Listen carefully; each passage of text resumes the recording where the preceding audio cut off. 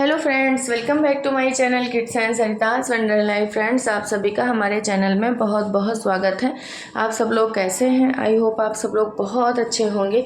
ईश्वर से हमारी यही प्रार्थना है, आप सब लोग स्वस्थ रहें, मस्त रहें, अपनी ज़िंदगी में यूँ ही आगे बढ़ते रहें, तरक्की करते रहें। तो दोस्तों, आज है 25 अक्टूबर और डे है फ्राइडे। तो फाइनली हम लोग पहुंच चुके थे घर। आपने लास्ट ब्लॉग में देखा होगा। तो सुबह सुबह हम लोग आ गए थे अपने घर। उसके बाद में लग गए थे अपने अपने कामों में, क्योंकि कहीं से आओ जाओ तो काम तो बहुत ज़्यादा हो ही जाते हैं। तो पहले यही हुआ कि चलो चाय बना के पी लेते हैं, उसके बाद में फिर सारे काम निपटा लेते हैं, क्योंकि घर भी बहुत ज़्यादा गंदा हो गया था। कहीं भी मतलब बैठने वाला नहीं था। और कहीं भी जाओ ना, चाहे एक दिन के लिए जाओ चाहे 2 दिन के लिए, अगर पूरा घर बंद है, कोई नहीं है घर में, तो हालत देखने वाली नहीं रहती है। वही सेम कंडीशन हुई थी। तो पहले हम लोगों ने ना चाय पी ली थी, उसके बाद में फिर घर की धुलाई वगैरह साफ़ सफाई हुई। हम और मम्मी पापा सभी लोग लग गए थे, फटाफट सारे काम निपटाए, फिर कपड़े वगैरह धुले गए और उसके बाद में फिर हम आ गए थे किचन में। तो उसका वीडियो हम नहीं शूट कर पाए थे। बस यही था कि कितनी जल्दी सारे काम निपटा लिए जाएं, क्योंकि बच्चे भी मतलब उनका भी टाइम हो रहा था, डोडो का भी धीरे धीरे नाश्ता का, तो वो भी परेशान करने लगता और थक गए थे काफ़ी ज़्यादा। तो यही मम्मी बोली कि सारे काम फटाफट निपटा लो, उसके बाद में जल्दी से ब्रेकफास्ट वगैरह रेडी कर दो, तो बच्चों को भी टाइम पे मिल जाएगा। और हस्बैंड को भी ऑफिस जाना था, क्योंकि उनकी भी छुट्टी सिर्फ 2 दिन की थी, तो आज उनको भी जाना था। तो यही हुआ कि थोड़ा लेट भी हो जाएगा, लेकिन चले जाएंगे तो ज़्यादा प्रॉब्लम नहीं होगी, नहीं तो फिर एक दिन की छुट्टी बढ़ जाती। तो वही ताबड़तोड़ हम लोग काम में जुट गए थे। तो उसके बाद में एक तरफ हमने आलू सेम की सब्ज़ी बना दी थी। मम्मी ने सब कुछ कट करके रख दिया। जितनी देर में हम ऊपर से नहा धो के कपड़े धुल के आए, उतनी देर में मम्मी यहाँ नहा के आ चुकी थी, कपड़े वगैरह धुल के। तो जो है वो सारी मतलब तैयारी करके रख दी थी कि नाश्ता क्या बनेगा और टिफ़िन में क्या ले जाना है, सब कुछ रेडी करके रख दी थी। सिर्फ आके हमको बनाना था। टाइम लग जाता है तो मम्मी बनाने भी लगती हैं, लेकिन ऐसा होता ही है कि जितना टाइम हमको लगता है उससे कम टाइम मम्मी को लगता है। उतनी देर में आती हैं और सारी तैयारियाँ करके रख देती हैं, और बनाने के टाइम पे हम आ ही जाते हैं। तो ये देखिए, एक तरफ मम्मी ने ना मालपुआ का बैटर रेडी करके रखा था और दूसरी तरफ सब्ज़ी कट करके रखी थी। तो आपने देखा सब्ज़ी हमारी बन चुकी थी और हमने चाय बना ली थी। उसके बाद में हम बनाने लगे थे मालपुआ, क्योंकि ब्रेकफास्ट में यही बनाना था। मम्मी ने कहा यही बना लेते हैं, थोड़ा जल्दी बन जाएंगे। और देखिए काफ़ी अच्छे बन रहे हैं। मतलब हम लोगों को उम्मीद नहीं थी कि इतने अच्छे बनेंगे, क्योंकि थोड़ा ज़्यादा पहले भिगो के रखना पड़ता है बैटर। लेकिन कभी कभी ऐसा होता है ना कि काफ़ी जल्दी में भी कुछ चीज़ें अच्छी हो जाती हैं। कोई कोई काम कभी कभी जल्दी में करो लेकिन बहुत अच्छा हो जाता है। तो सेम वही आज हम लोगों के साथ हुआ था। सब उम्मीद से ज़्यादा मिल रहा था और थकान इतनी ज़्यादा थी ना कि पूछे मत। बस यही लग रहा था कि जल्दी से सारे काम निपटा के थोड़ी देर आराम कर लें, क्योंकि कहीं से भी आ जाओ ना तो थकावट तो हो ही जाती। और कंटिन्यू हम लोग चले थे, आराम ज़्यादा नहीं उस तरह से हो पाया था। बस एक ही रात का आराम हुआ था जो हुआ था। उसके अगले दिन तो फिर गाड़ी में ही बीता, और उसके पहले भी गाड़ी में ही थे। तो काफ़ी थकान सी लग गई थी और आज हमको घर भी जाना है। तो बस यही है कि सारे काम जल्दी जल्दी निपटा लें और टाइम पे घर चले जाएंगे, क्योंकि दिवाली आ गई है पास में। तो अभी हमारे घर में भी जो है साफ़ सफाई वगैरह नहीं हो पाई है, नहीं किया है। हमने आपको बताया लास्ट ब्लॉग में, तो हमको वो भी सब करना है और हर हाल में आज जाना ही जाना है। तो वही मम्मी कह रही थी कि जैसे दिवाली नहीं होती तो कल सैटरडे ऑफ रहेगा, कल चले जाते, कोई दिक्कत नहीं थी, या संडे में चले जाते। लेकिन अब फेस्टिवल हैं तो फिर जाना तो पड़ेगा ही। तो ये देखिए, नाश्ते में सबके लिए वो बना लिया था मालपुआ, और ये इनके टिफ़िन के लिए रोटी और सब्ज़ी बना दिए थे। तो सब्ज़ी हमने थोड़ी ज़्यादा बना ली थी, तो यह दोपहर में भी काम आ जाएगी, क्योंकि फिर दोपहर में बनानी नहीं पड़ेगी। और ये रोटी सब्ज़ी टिफ़िन में लेके जाएंगे। मालपुआ 1-2 रख देंगे, जो जितने बोलेंगे उतने रख देंगे। बाकी ये कोई पेट भरने वाली चीज़ तो है नहीं कि टिफ़िन में दे दो या लंच में दे दो तो इंसान खा ले। और बच्चों को भी हम ऐसी चीज़ें टिफ़िन में मतलब देते हैं तो उसके साथ कुछ ना कुछ एक्स्ट्रा ही देते हैं, ताकि मीठी चीज़ें होती हैं तो ज़्यादा खाया भी नहीं जाता। बस 2 ही 3 खाओ तो पेट भर जाता है। तो यही रहता है कि चलो उसके साथ में कुछ और दे दो। तो बच्चों को तो वैसे हम बहुत कम ही देते हैं, ये सब घर ही में बनाते हैं। आपने हमारे व्लॉग में देखा होगा, बच्चों को जो हम देते हैं वो भी आप लोगों को तो पता ही है। अब आप लोग इतने दिन से हमारे व्लॉग देख रहे हैं, तो ये देखिए ये जल गए थे, इनका पैर जल गया था, वहाँ तवा रखा था और जाके खड़े हो गए तो उसी पैर में चिपक गया था तवा, तो वही दिखा रहे थे। और डोडो ना डांस कर रहे थे इनको चिढ़ाने के लिए कि भाई जल गया। तो डोडो तो अभी छोटे हैं, इनको तो कुछ पता ही नहीं चलता कि हाँ तो ये कभी कभी ऐसा होता है सुशांत को चोट लगती है, कुछ होता है तो कभी कभी हंसने लगते हैं और कभी कभी ऐसा होता है कि खुद ही रोने लगते हैं। अगर उसको ज़्यादा तकलीफ़ होती है तो अपना भी रोने लगते हैं और फिर 50 बार आके मुझसे कहेंगे माँ भाई जल गया या माँ भाई को चोट लग गई, मतलब फिर इस तरह आके बताने लगते हैं। तो ये लोग भी ना नहा धो के फ्रेश हो लिए थे तो थोड़ा एक्टिव हो गए थे। तो देखिए कैसे मस्ती कर रहे थे, लग नहीं रहा था कि अभी घूम टहल के आए हैं। बस जैसे नहाए धोए उसके बाद में फिर आराम से बैठे थे थोड़ी देर, बस नाश्ते का इंतज़ार कर रहे थे कि कितनी जल्दी ब्रेकफास्ट मिले और हम लोग नाश्ता करें। तो सब लोग का काम हो चुका था, टाइम पे सब कुछ रेडी भी हो गया था। इधर हम पैक करने लगे थे हस्बैंड के टिफ़िन, और कपड़े वगैरह भी सारे धुल गए थे क्योंकि बहुत ज़्यादा उस तरह गंदे नहीं थे तो ज़्यादा धुलने में भी टाइम नहीं लगा था। बच्चों के ही कपड़े गंदे ही होते हैं, हम लोग के कपड़े जल्दी कहाँ, थोड़ी देर के लिए पहनो तो नहीं गंदे होते हैं, घर में कंटिन्यू पहनना रहता है तो गंदे हो जाते हैं। और वैसे भी हमारी आदत है ना, हम कई बार दिन में कपड़े चेंज किया करते हैं। जैसे भी हमारे कपड़े थोड़ा गीले हो जाते हैं या गंदे हो जाते हैं तो हम तुरंत चेंज कर देते हैं, तो हमारे कपड़े वैसे भी जल्दी नहीं गंदे होते हैं। तो बाहर के भी नहीं गंदे हुए थे ज़्यादा, तो इस वजह से जल्दी धुल गए थे। और धूप भी अच्छी है तो कपड़े सूख जाएंगे। तो हमको कभी कभी ना डांट भी पड़ती है कि दिन में कितने सारे कपड़े चेंज किया करती हूँ, मम्मी बहुत डांटती है, यहाँ तो ज़्यादा ही डांट पड़ती है। और लेकिन क्या करें, वो हैबिट हो गई है, मतलब कि चेंज करना है तो करना नहीं, अजीब सा माइंड में बना रहता है कि अभी कपड़े चेंज नहीं किए हैं। तो ये देखिए फिर दोपहर में खाना पीना हुआ, मतलब नाश्ता करने के बाद हम लोग थोड़ी देर आराम किए थे। फिर दोपहर में दाल चावल बनाए और दाल चावल बन रहा था, उधर हम बनाने लगे थे सूजी के रसगुल्ले। तो आज हम कुछ नया ट्राई करने जा रहे हैं। मम्मी लास्ट बार भी आए थे तब भी बोल रही थी बना लो, लेकिन नहीं बनाए थे, तो इस बार हमने सोचा चलो बना लेते हैं, नहीं अब आज चले भी जाएंगे।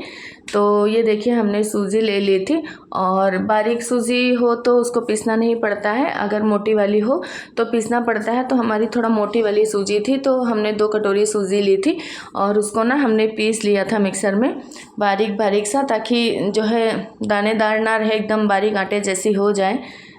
तो ये देखिए इसको पीस लिया था। और बच्चे ना आके पूछ रहे थे कि आज मम्मा ये क्या बना रही हो कि सूजी को पीस रही हो। डोडो बहुत हर चीज़ का ध्यान देता है तो वो आके पूछने लगा था और बार बार क्वेश्चन ये भी कर रहा था कि हाँ घर कब चलोगी, आज घर भी चलना है, क्योंकि इनके स्कूल से भी मैसेज आ गया था, स्कूल में कुछ एक्टिविटी है दिवाली की, तो उसका प्रोजेक्ट वगैरह बनाना था, इनका कुछ क्राफ्ट करना था, तो सुशांत को भी बनाना था। तो वो तो खैर अपने हाथ से कर लेंगे, लेकिन डोडो का तो हमें को करना पड़ेगा।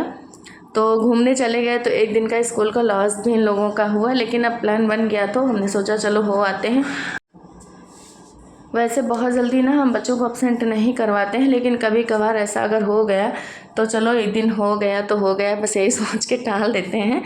तो डोडो का तो हमें को करना है, तो इनका स्कूल से जो क्राफ्ट आया है करने का वो आपको नेक्स्ट व्लॉग में देखने को मिलेगा जब हम घर पहुंच जाएंगे कि हमने क्या बनाया।